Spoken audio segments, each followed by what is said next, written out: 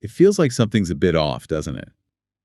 We're spending so much money on healthcare more and more every year, but it seems like things are actually getting worse, not better. Yeah, it really is kind of a head scratcher. We have all this amazing technology, these brilliant doctors and researchers, but the numbers are just not going in the right direction. Exactly. Like 6 out of 10 adults have some kind of chronic illness, and half of all Americans are dealing with mental health challenges. Yeah.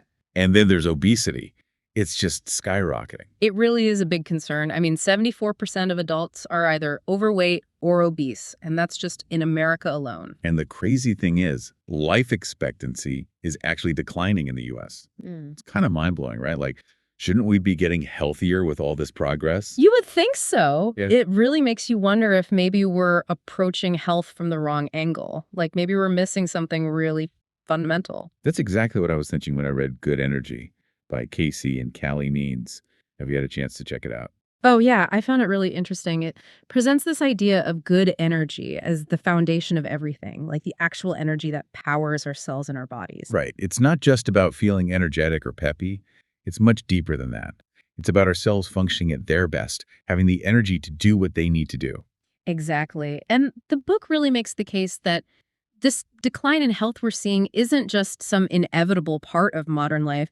It's more about a mismatch, like our bodies haven't quite caught up to how drastically our environment has changed. So this evolutionary mismatch, it's about how our bodies were designed for a different kind of life, right? Yeah. Like think about our diet. We're surrounded by processed foods, tons of sugar. Our ancestors weren't eating like that. Right. And they were constantly moving just to survive, to find food, to build shelter. Now, so many of us have these sedentary jobs where we're sitting all day. And then there's stress. It's just constant in our modern world. And don't forget about sleep. Artificial light, screens, it all messes with our natural sleep patterns. Our ancestors lived by the sun, rising and setting with it. It's a huge change in a relatively short amount of time. And the book argues that all these factors, they create this environment in our bodies that's leading to what they call bad energy. And that bad energy isn't just about feeling tired. It's about our cells not getting the fuel they need, not functioning optimally. And it has some pretty serious consequences. Definitely, like it can lead to inflammation, it messes with our hormones, our blood sugar levels go haywire. It's like our cells are trying to run on fumes. And that's where the terrible trickle up comes in. The book uses that phrase to describe how this bad energy at the cellular level can lead to problems in our organs and ultimately all those chronic illnesses we're seeing everywhere. Makes sense, right? Like if the foundation is shaky, the whole house is going to be unstable. And our cells are the foundation of our bodies. I also found it interesting that Good Energy has been getting a lot of attention from health experts. I know Kelly LeVeque called it a powerful book. Oh, yeah, she's a big proponent of looking at health through a metabolic lens. And that's really what this book is all about. It's about focusing on those mitochondria, the little powerhouses in our cells that generate energy. It even suggests that conditions like autoimmunity could be linked to this kind of metabolic dysfunction. Right, that we need to be thinking about blood sugar control, supporting those mitochondria to really get to the root of a lot of these health problems. So for this deep dive, what I really want to explore is how this idea of good energy and bad energy connects to all these health trends we're seeing. And importantly, what can we actually do about it? Yeah, it's not just about understanding the problem, it's about empowering people to take control of their own health, to make those changes that can make a real difference. Okay, so let's break it down. When the book says our organs are made up of trillions of cells, that seems pretty obvious, but what does that really mean in the context of good energy? Well, think about it this way. If each individual cell in your heart, your liver, your lungs is struggling to produce energy, then those organs can't function properly. It's like a car, right? If the engine's sputtering, the whole car's going to have trouble running. And our cells are those tiny engines. Exactly. It's not just about feeling tired, it's about organ dysfunction. And that's what leads to disease.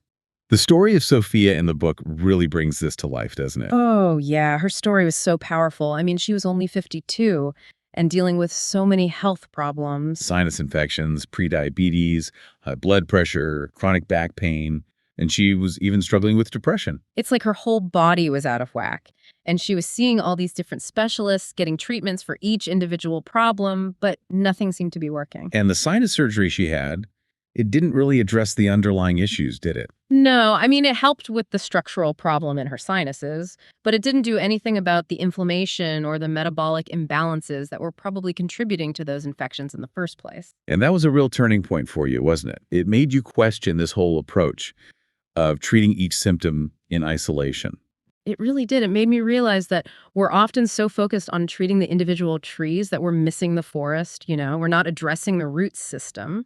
And that root system, in a lot of cases, could be this underlying issue of bad energy, of cells not functioning the way they should. Absolutely. And that's why good energy really emphasizes that we need to shift our thinking. We need to start looking at the body as a whole, an interconnected system where everything is linked. And a great example of that interconnectedness is the gut-brain axis, right? It's Mm. amazing how our gut health can affect our mental state. It is. There's this constant communication going on between our gut and our brain through all these neural pathways, hormones, signaling molecules. And the gut microbiome, all those trillions of bacteria living in our gut, they play a huge role in this too, right? Oh, absolutely. I mean, they actually produce a lot of our neurotransmitters, like serotonin, which is so important for regulating mood. Did you know that over 90% of serotonin is made in the gut, not the brain? That's wild. So if our gut is unhealthy, it can directly impact our mental health. Exactly. It's no coincidence that conditions like IBS, which is essentially depression of the gut, are often linked to anxiety and depression. And there are studies showing that changes in the gut microbiome can actually induce depression-like behaviors. Yeah, it's pretty fascinating. They've done experiments where they transfer the gut microbiome from depressed animals to healthy animals, and those healthy animals start showing signs of depression. It really drives home the point that our gut health is so much more than just digestion. It's fundamental to our overall well-being. For sure. And then there's the impact of bad energy on our brain cells directly. Unstable blood sugar, which is a hallmark of this bad energy state, can really mess with those brain cells. Yeah, the book talks about how those brain cells need a steady supply of energy to function. And when our blood sugar is all over the place, they can't get that energy. Yeah. Right, and that can lead to problems with focus, with memory, even with emotional regulation. And then there's the increased production of stress hormones, which just makes everything worse. And the book highlights some pretty alarming statistics about the link between blood sugar and the risk of developing depression. Yeah, one study found that for every 18 milligrams per deciliter increase in fasting glucose, the risk of depression went up by 37%. Wow, that's significant. And for every 1 unit increase in the triglyceride to HDL ratio, the risk went up by 89%. That's crazy, right? It really shows how important metabolic health is for our mental well-being. You even mentioned in the book how you felt your mental capacity decline during your surgical residency. Yeah, looking back, it makes total sense. I was constantly sleep deprived, eating poorly, and under so much stress. It was a perfect storm for creating bad energy in my brain. It's a good reminder that even for people who are highly educated about health, these factors can still have a big impact. Definitely. And it really shows how interconnected everything is. Our physical health, our mental health, it's all tied together. And that interconnectedness, it extends to other parts of the body too. Yeah. Right? The book talks about the effects of bad energy on our skin, for example. Oh, yeah. Skin problems can often be a sign of deeper metabolic issues. Things like acne, eczema, even psoriasis, they've all been linked to oxidative stress and mitochondrial damage, which are both hallmarks of bad energy. I never would have thought about it that way. I just assumed acne was a skin problem, not a whole body problem. Right. But our skin is our largest organ, and it's constantly exposed to environmental stressors, so it makes sense that it would be affected by what's going on internally. And another surprising connection the book makes is between insulin resistance and hearing loss. Yeah, that one isn't as well known, but it makes sense when you think about it. The hair cells in our inner ear, the ones that are responsible for hearing, they need a lot of energy to function properly. And if those cells aren't getting the energy they need because of insulin resistance, that can lead to damage and hearing loss over time. Exactly. There's even research showing that people with elevated fasting glucose levels are more likely to have high-frequency hearing impairment. It's amazing how this whole bad energy concept can connect to so many different parts of the body. It really is. And one area where the link is becoming increasingly clear is with autoimmune conditions. Yeah, like Sjogren's syndrome, Hashimoto's thyroiditis, rheumatoid arthritis, lupus, MS, even things like inflammatory bowel disease. The theory is that when our cells are struggling to produce energy, they start sending out these danger signals, and our immune system misinterprets those signals as a threat. So instead of attacking a virus or bacteria, the immune system starts attacking healthy tissues in the body. Exactly. It's like friendly fire. And there's a lot of evidence now showing that people with autoimmune diseases have higher rates of insulin resistance and metabolic syndrome. It's almost like the body is in a state of constant inflammation, and that can trigger the immune system to go haywire. Right. And the scary thing is that once the immune system starts attacking the body's own tissues, it can be really hard to stop. The book also talks about the impact of bad energy on reproductive health, especially conditions like PCOS and infertility. Yeah. PCOS is a huge issue for women, and it has a really strong metabolic component. High insulin levels, which are a key driver of PCOS, can mess with hormone balance and make it harder to get pregnant. I remember reading that there was even talk of renaming PCOS to metabolic reproductive syndrome to really highlight that connection. Right. It emphasizes that addressing the underlying metabolic imbalances is key to managing PCOS and improving fertility. And it's not just about getting pregnant. Bad energy can also have a big impact during pregnancy itself, right? Absolutely. Things like high blood pressure, high triglycerides, and high blood sugar during pregnancy, they all increase the risk of complications like preeclampsia, which can be really dangerous for both the mother and the baby. It's scary to think that our modern lifestyle could be contributing to these issues. It definitely is. And that's why it's so important to start thinking about metabolic health early on, even before pregnancy, to make sure we're creating the best possible environment for ourselves and our future children. And speaking of children, the book paints a pretty concerning picture of what's happening with kids these days, especially with the rise of childhood obesity and fatty liver disease. Yeah, it's really alarming. I mean, childhood obesity has more than tripled since the 70s, and non-alcoholic fatty liver disease, or NAFLD, is now the most common liver disease in kids. I remember reading that NFLD was practically unheard of in children just a few decades ago, and now it's estimated that up to 20% of kids might have it. It's a huge problem, and it's largely driven by our modern diet and lifestyle. All those processed foods, sugary drinks, and lack of physical activity. It's creating a real metabolic crisis in our younger generation. And it's not just obesity and NFLD. There's a whole list of other conditions that are on the rise in kids, and they've all been linked to poor cellular energy. You're talking about things like ADHD, autism spectrum disorder, type 2 diabetes, heart problems, depression, anxiety. It's a long list, and it just shows how this bad energy issue can affect kids in so many ways. It really underscores the importance of focusing on metabolic health from a young age, teaching kids about good nutrition, getting them moving, and limiting their exposure to all those processed foods and sugary drinks. And as those kids grow up, they're also at increased risk for conditions like Alzheimer's disease, which is increasingly being linked to insulin resistance. Yeah, some people even refer to Alzheimer's as type 3 diabetes because of that strong metabolic connection. And then there's heart disease, which is still the leading cause of death for adults, and bad energy plays a huge role there too. For sure. All that inflammation, obesity, insulin resistance, it all damages the lining of our blood vessels and reduces nitric oxide production. And nitric oxide is crucial for keeping those blood vessels open and flexible.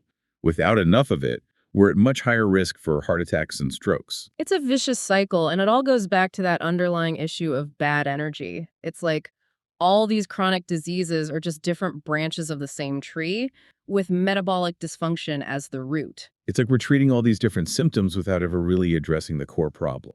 That's exactly what the book is trying to highlight. And one of the concepts they talk about is the comorbid normal. Yeah, the idea that labeling these interconnected health problems as comorbidities kind of normalizes them, makes it seem like it's just expected for people to have multiple chronic conditions. Right, like it's just a part of getting older. But it doesn't have to be that way.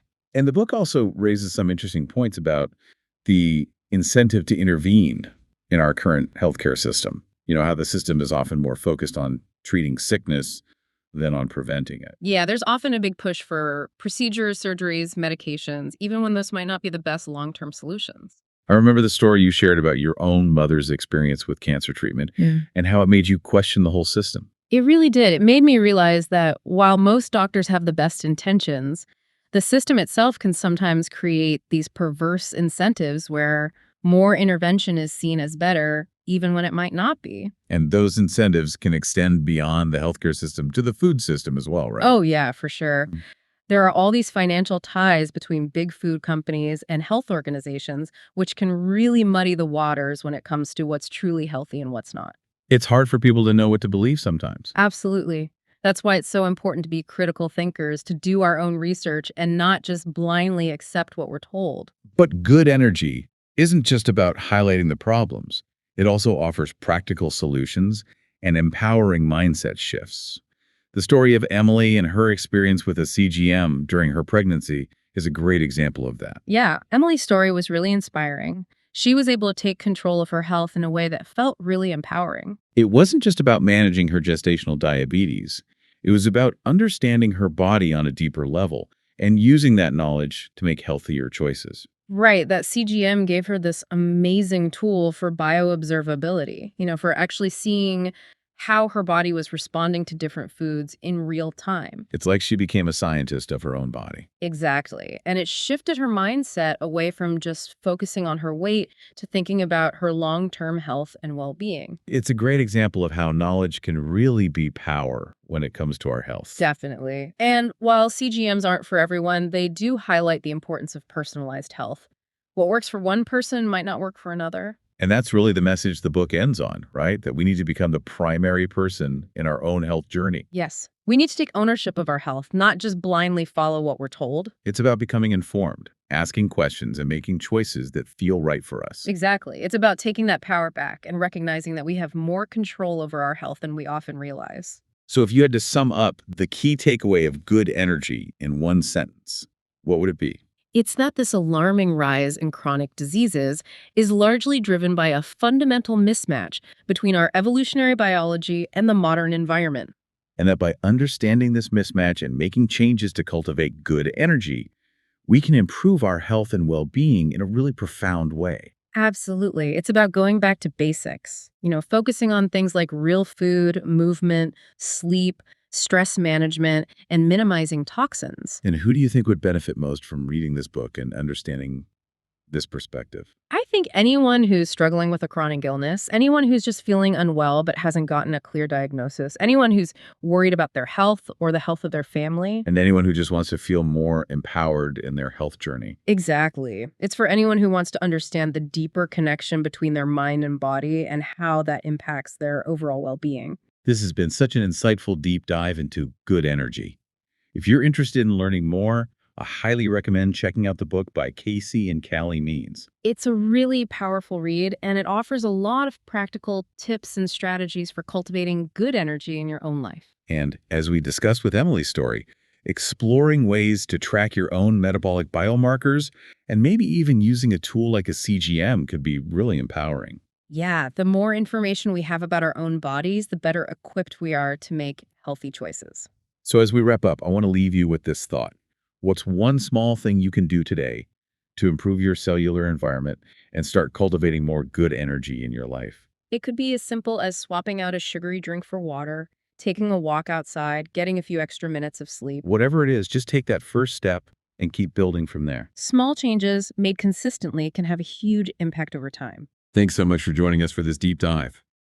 If you enjoyed this discussion, please make sure to subscribe to our channel and share this episode with anyone you think might find it helpful. We'll see you next time.